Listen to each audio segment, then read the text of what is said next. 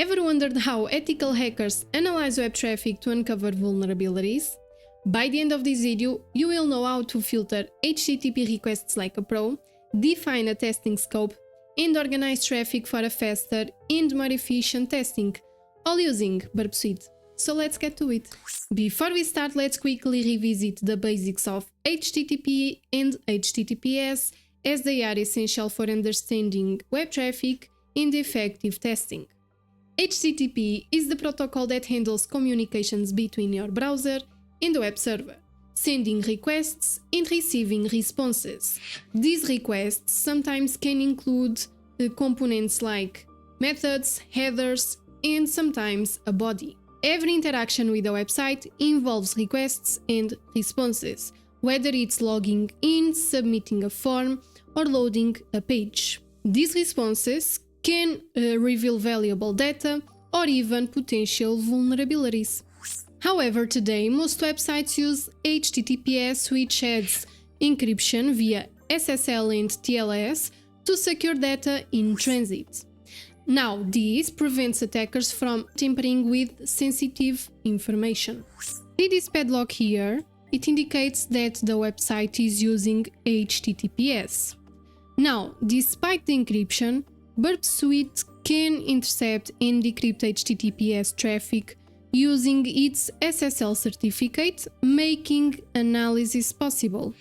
Okay, now that we have talked a little bit about HTTP and HTTPS, we are ready to jump to the next step of this episode, that is analyze traffic. And we will start by setting up a scope. Before we do that, let me just tell you that setting a scope is very useful because it helps us focus on the traffic that matters and ignore the one that doesn't. Let's use Juice Shop to see this in action.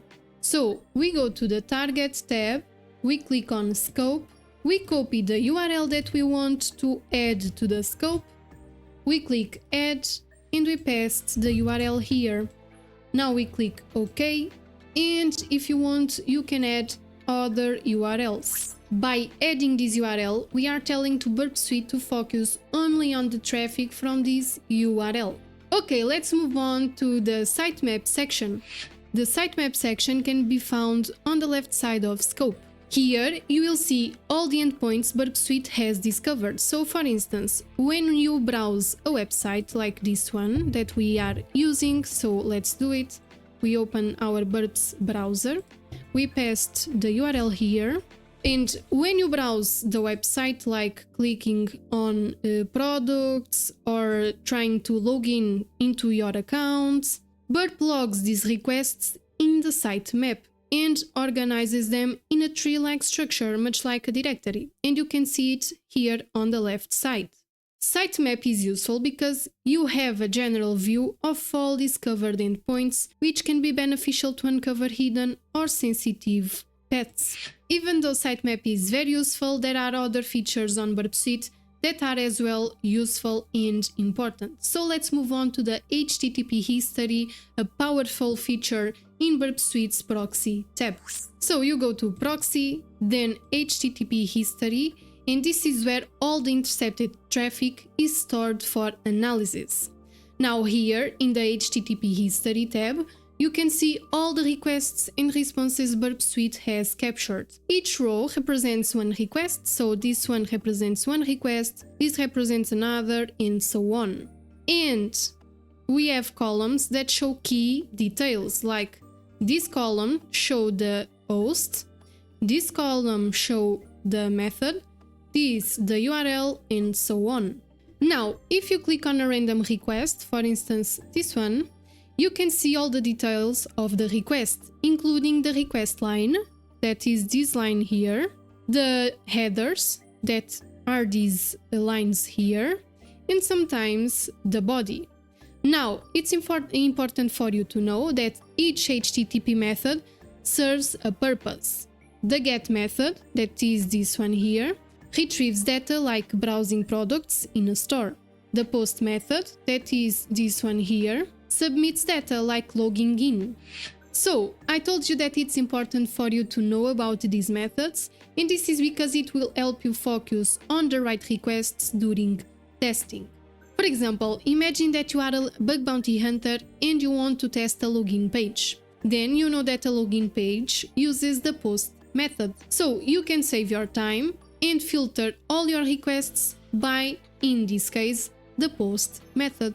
So let's see this in action and let's try to log in with a random email and password.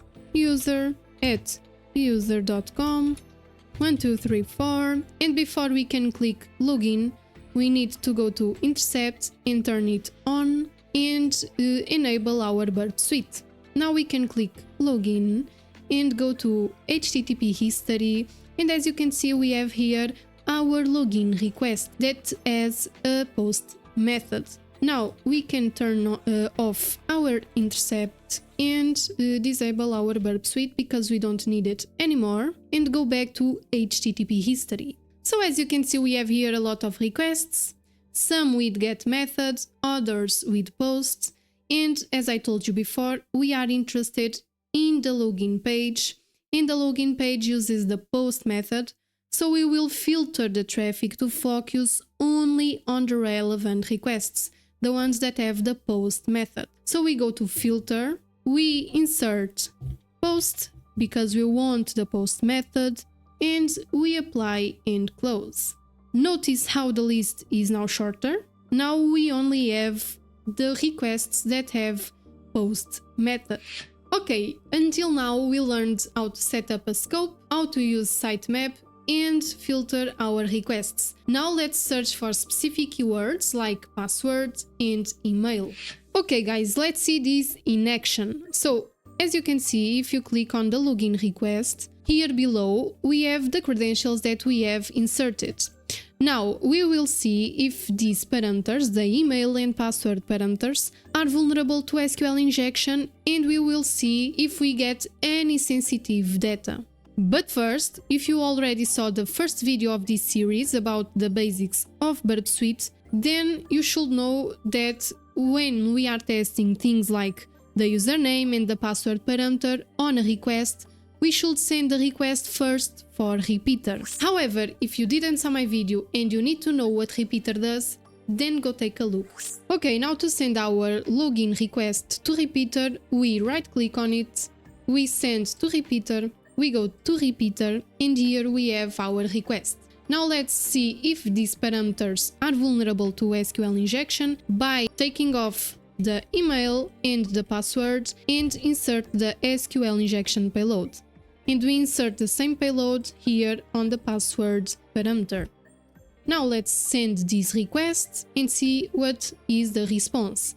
So the first thing that we can see is that we receive a code of 200, which is a good sign. Now, if this response were a lot longer, we could search for specific keywords like email and token, and this will save us some time. And as you can see, we uncover our admin's email, a clear sign the login page is vulnerable to SQL injection. Okay guys, this is the last part of our video, and we will solve a little exercise from Portswigger Academy to consolidate what we have learned.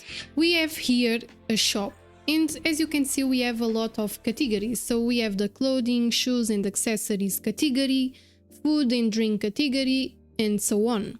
And we also have here a login page if you click on my account, as you can see. Now, the first thing that we could do is try to brute force the login page with intruder. However, we didn't learn that in this video, so we will try another way. If you click on these categories, you will see here on the URL a query string called category. So a query string begins with question mark, then category equals to something.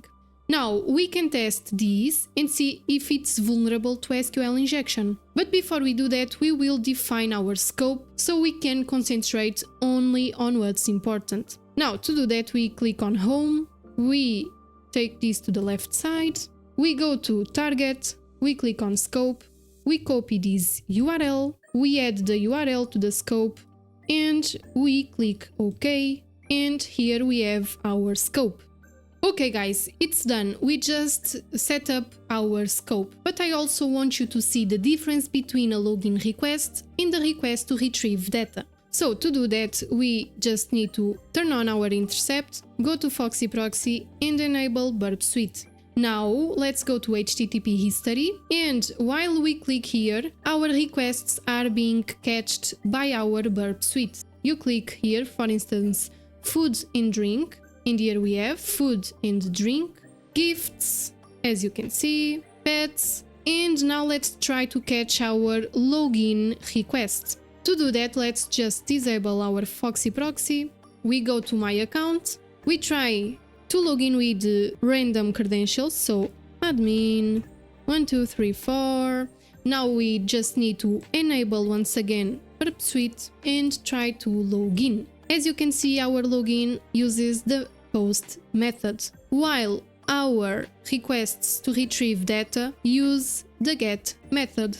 If you click here on the login request, you will see all these details here on the request. Now if you click here, you can see these details in these requests. So there are some differences between these two requests. So for instance, here in the request where we try to retrieve data from the gifts table, we have a get method, while in this request, the login request, we have a post method.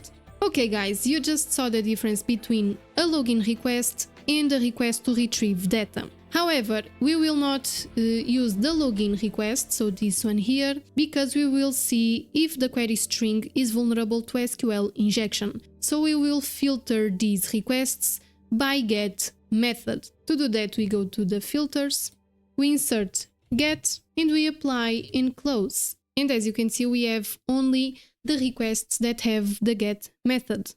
Now let's send this to repeater because we can test this there the times that we want. So to do that, we click on one of these requests, we right click on it, we send to repeater. To test against SQL injection, we will take off the value of this query string, so this one here, the pet's value, like so, and replace it with the following SQL injection payload. This SQL injection payload manipulates the query to fetch usernames and passwords from the database.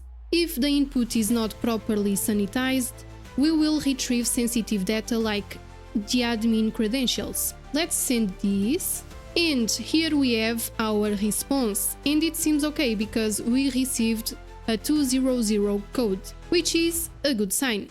Now, because on the response we have too much information, we can look for specific words like admin, and this will save us time.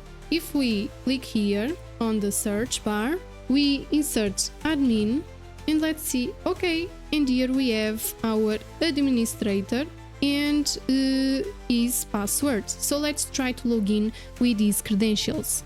So we copy this, we paste it here, and we insert administrator, like so. Let's try to log in, and we are in, guys. We are now administrator.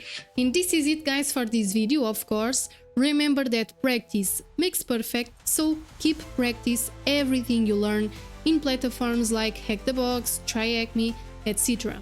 Now, if you like this video, please give it a thumbs up, and if you haven't already, please consider subscribing to this channel for more content like this. If you want to learn more about Burp Suite's interface, check out this video here. See you next time, stay curious, stay safe, and keep practicing your Burp Suite skills. Bye bye!